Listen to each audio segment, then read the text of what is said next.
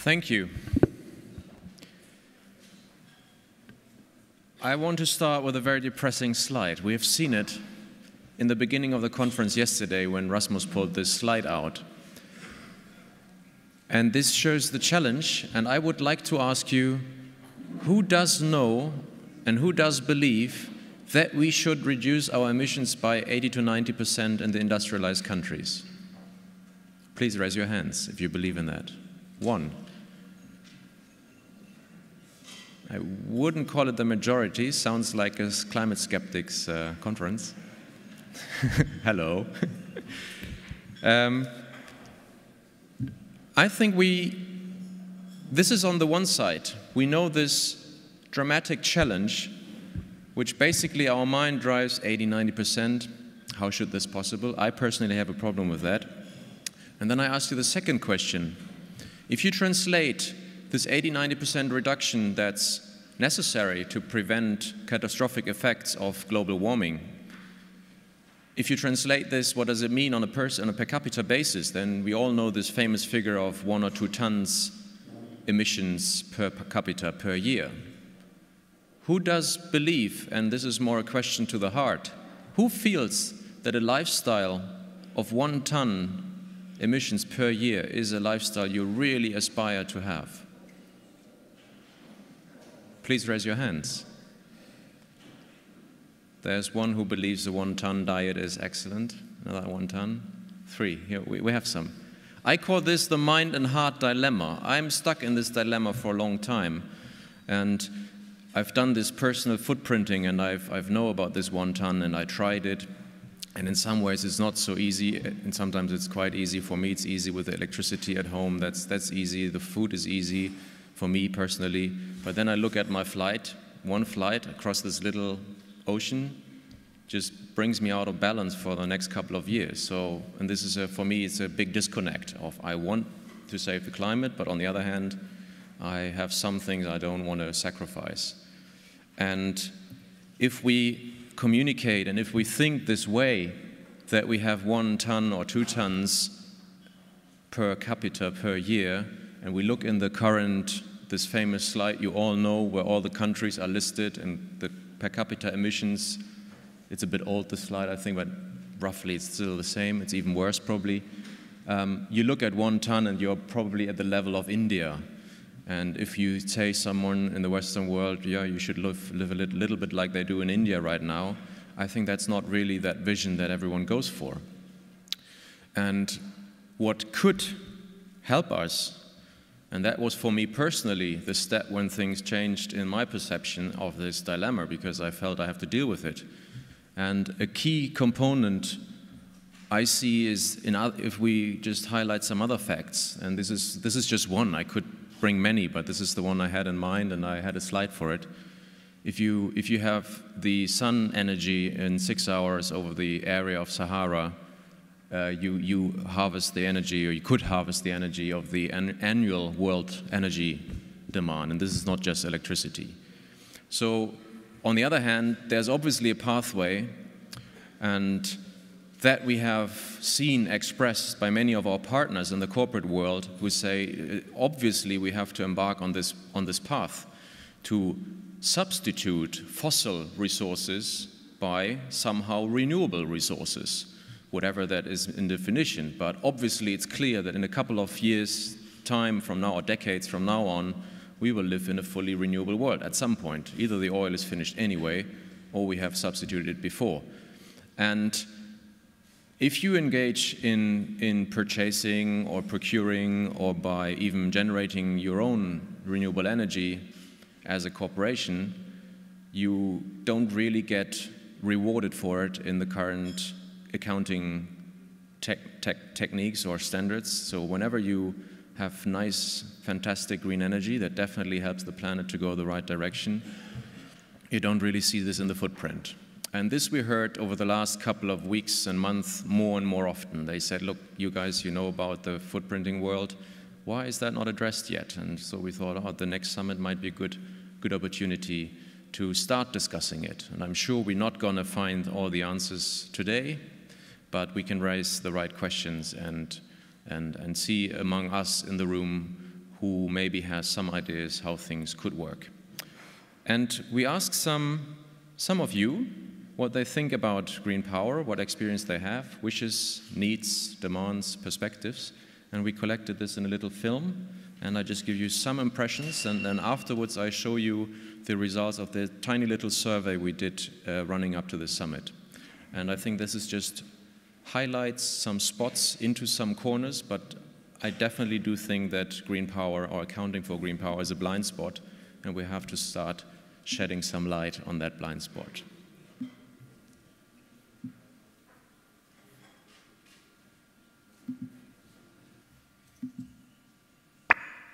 If you are using green renewable energy dedicated, I think it's very important to include it in your footprinting calculations. I think that companies should be encouraged to report what green energy they're using, but it should not be used to reduce the overall footprint reported, because a measurement is a measurement and green electricity is a financial instrument.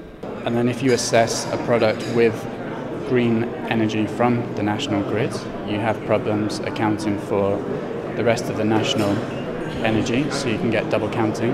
When they purchase the guarantees of origin or the documented renewable electricity, right, that they implement it in a standardized, uniform way, so they can be certain that their results are actually comparable.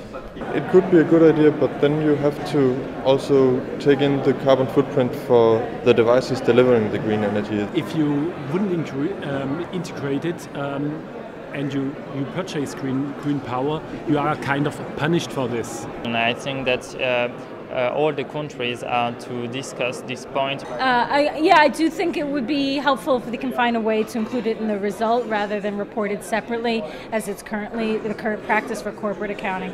I haven't thought yet about how you would do that.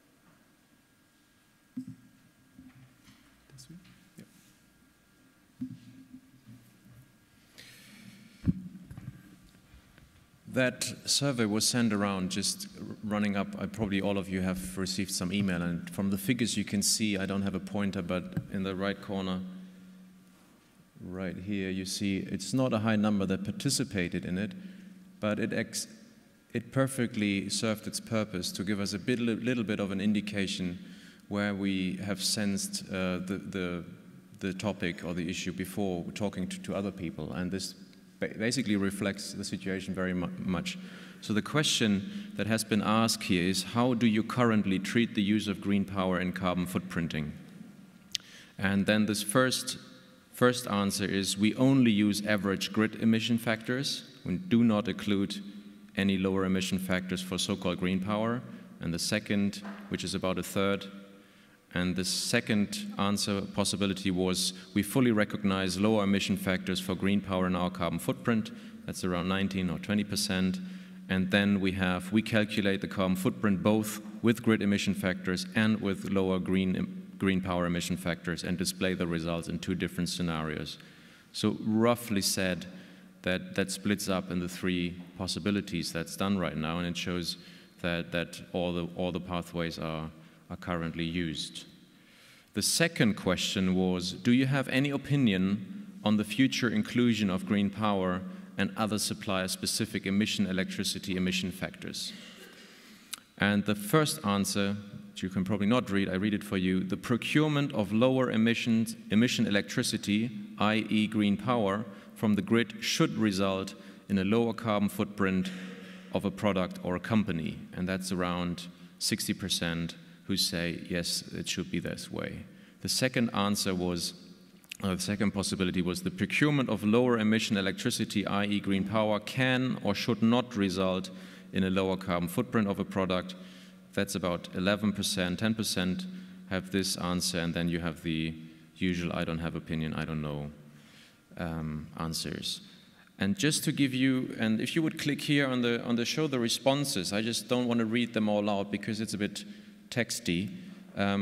Just to flesh out some of the arguments that are in this discussion, just to give us an impression how it's discussed from the respondents, and then we see some practical examples by a corporate representative that we see afterwards, and then we discuss with some selected speakers and all together how we see it and how we can maybe come to a direction that we should foster in the future.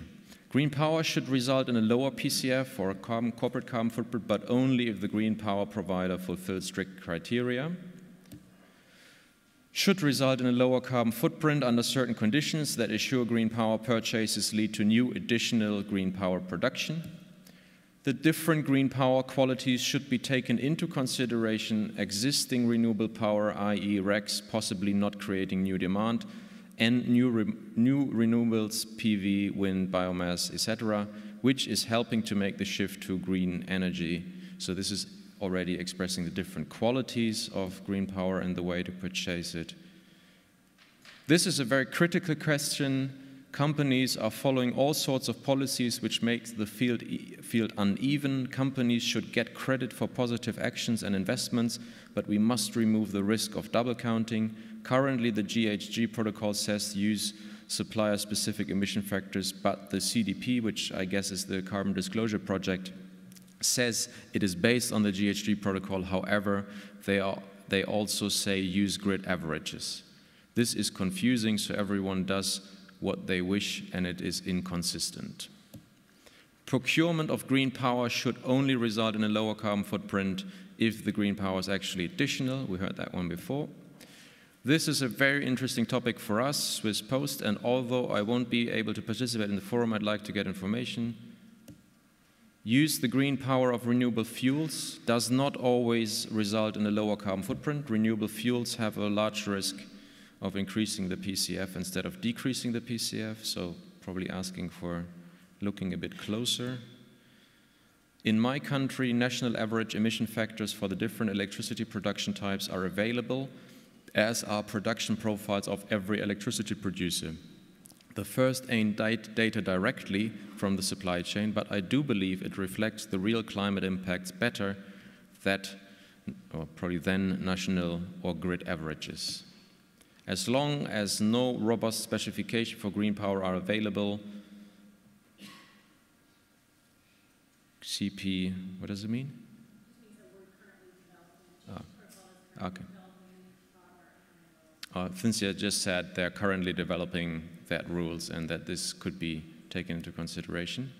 Compliments, interesting question, a nice questionnaire for your information, the new PASS, and we hear something from Maureen a bit later, how the PASS handles it. Only additional green power, heard that one before. We're following the development of the new guidance. There we hear it again, so WRI is working on that, and we hear more from Cynthia a bit later. Just to complete that survey, this is whom are you representing? So you see 37% is from a company with a completed or planned product or corporate carbon footprint, about 30% a carbon footprint consultant undertaking carbon footprint studies for others, and then a certifier, verifier, accountant for carbon footprints, LCA, that was just 6%, and a scientific institution is about 20%. So you see already that split, that we have different views here. So not all of the comments come from the same direction. Before I asked Urban Buschmann to the stage, just one little where he comes from. We got to know each other in the year 2007, and he's one of the pioneers within Germany in the carbon footprinting world. His company participated in the so-called PCF pilot project that then evolved in the platform for climate compatible consumption that Jakob initially mentioned. These are the partners of the last phase, and if you have more interest in that work, you find the report of the results of the last phase in the back, and there's also a website given on top of the slide, so you can look this up.